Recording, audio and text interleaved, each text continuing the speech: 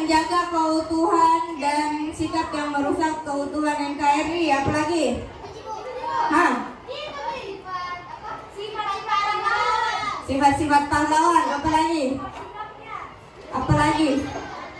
Yang kemarin yang games tentang sejarah kemerdekaan Negara Kesatuan Republik Indonesia. Ke pahlawan dari Sulawesi Selatan.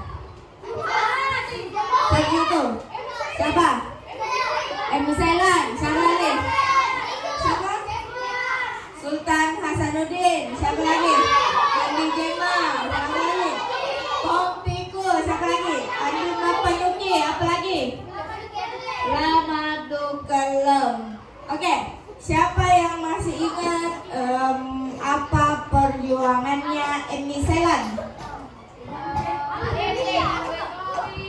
Ya, Kinsa.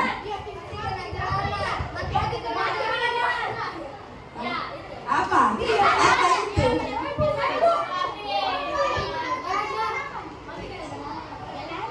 Apa?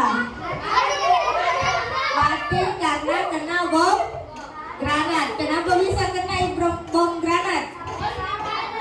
Salah sasaran karena dia ingin menyelamatkan Dr. Ratu Langit. Ini ada video tentang jejak proklamasi kemerdekaan Indonesia. Simak baik-baik, jangan ada yang bersuara. Nanti tiap kelompok membuat rangkuman tentang jejak proklamasi kemerdekaan Indonesia. Paham? Paham. Oke. Nanti masing-masing kelompok bikin kesimpulan tentang jejak proklamasi kemerdekaan Indonesia berdasarkan video.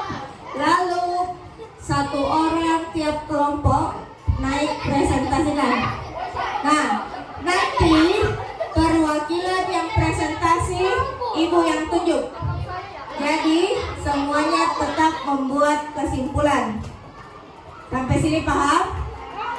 Oke, tepuk fokus.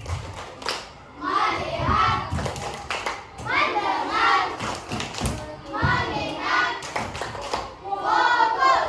Oke. Saat Perang Pasifik atau yang dikenal dengan nama Perang Asia yang berlangsung selama 4 tahun, Jepang mengalami beberapa kekalahan dan menuju ambang kehancuran. 7 September 1940, Jenderal Kuniaki Koiso di hadapan parlemen Jepang berjanji untuk memerdekakan Indonesia bila mencapai kemenangan dalam Perang Pasifik. Tujuannya mendapat bantuan Indonesia dalam Perang Pasifik.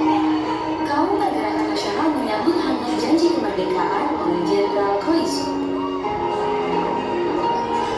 Anggota Badan Penyelidik Usaha-Usaha Persiapan Kemerdekaan Indonesia (BPUPKI) dilantik oleh Jenderal Kumakichi Harada.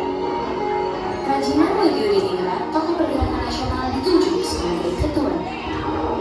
Tapi tidak semua petinggi militer Jepang sepakat dengan pelantikan BPUPKI. Misalnya Jenderal Izagaki dan Yuichiro Nagara. Keberatan dua jenderal itu tidak berarti. Mayoritas petinggi militer Jepang tetap mendukung BPUPKI. Sidang BPUPKI dari 29 Mei sampai 1 Juni 1945 pun berjalan mulus. Setelah bersidang 2 kali, kerja BPUPKI berakhir dengan baik. Sesuai harapan Jenderal Kumakichi Harada, BPUPKI lalu dibubarkan oleh Jenderal Terauchi Hisaichi. Diganti jadi Panitia Persiapan Kemerdekaan Indonesia (PPKI) 7 Agustus 1945. 21 nama anggota PPKI diumumkan. Sebagian besar berasal dari BPUPKI. Mereka sudah bersiap sidang pada 16 Agustus 1945. Soekarno, Hatta, dan Rajiman Widyudiningrat wakil PPKI terbang ke Dalat, Vietnam 12 Agustus 1945. Di tengah kabar pengeboman Hiroshima dan Nagasaki di Jepang, Jenderal Hisaichi Terauchi, Panglima Angkatan Perang Jepang di Asia Tenggara, menyambut kedatangan mereka. Jenderal Terauchi berkata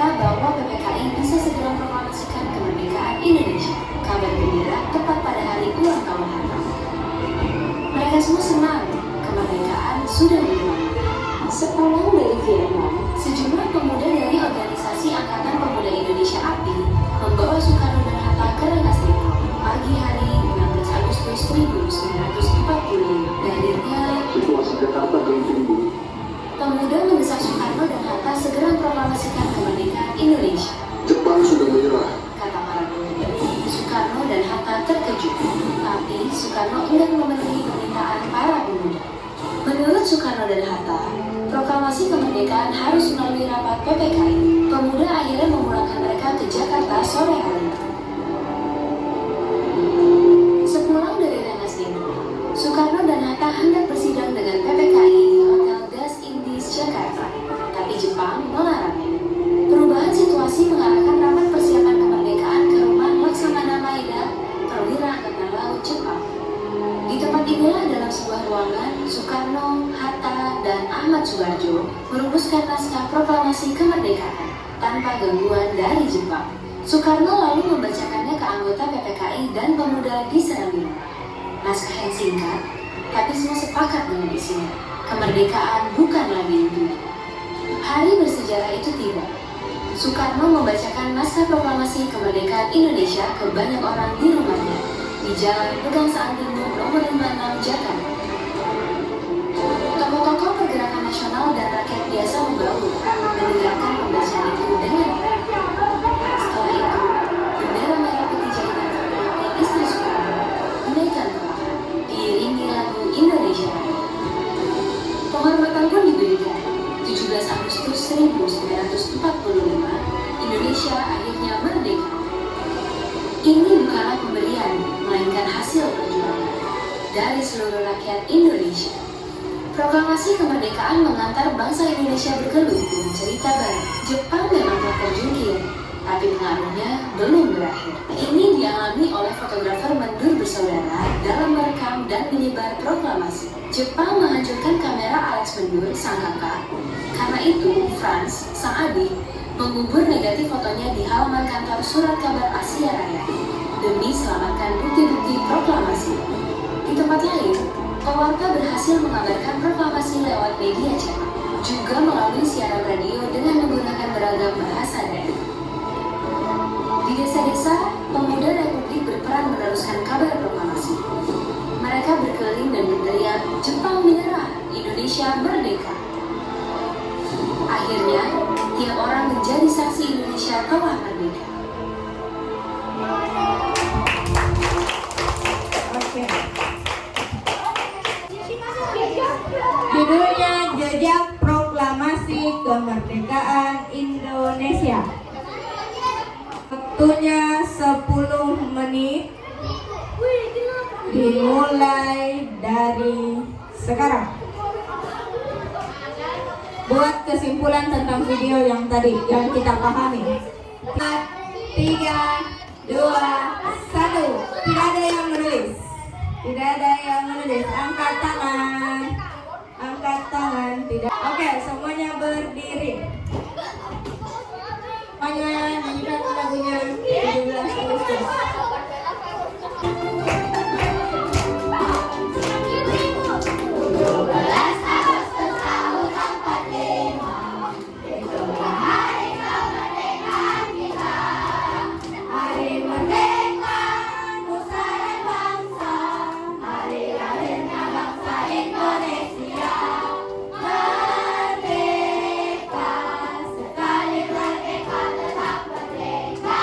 Selamat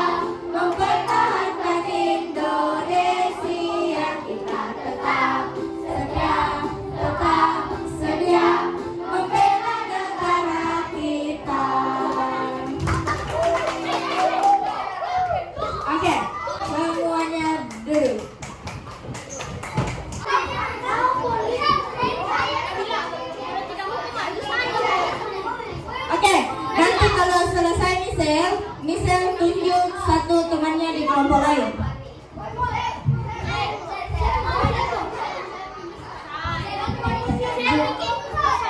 Jejak Proklamasi Kemerdekaan Indonesia. Perumusan naskah proklamasi. Setelah di Jakarta, tokoh penggerakan kemerdekaan memiliki rumah Laksamana Kasadi Maeda untuk menyusun naskah proklamasi atas saran dari Mr. Soebabja. Merdeka pada Maret 1945 hari di mana BPUPKI lembaga ini akhirnya menjalankan pada 29 Agustus 1945. Tadi di video sama yang kalian tulis dan yang pernah diajarkan tentang sejarah kemerdekaan Indonesia, di mana saja tempatnya yang ada disebutkan di situ tadi? Di Indonesia, Jakarta, apalagi?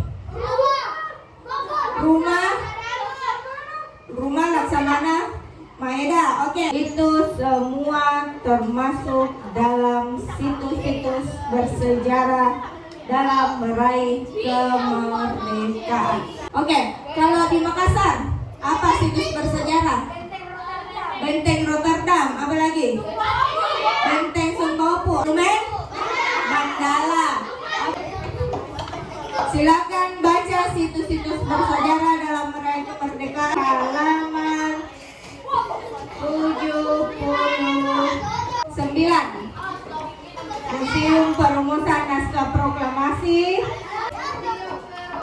Ada Tugu Proklamasi, Radio Republik Indonesia. Para semuanya membaca.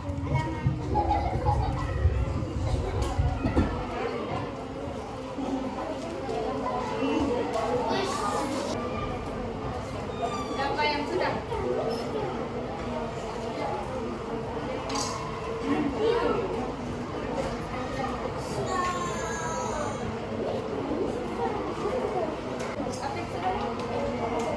Mas, siapa yang sudah? Ayo.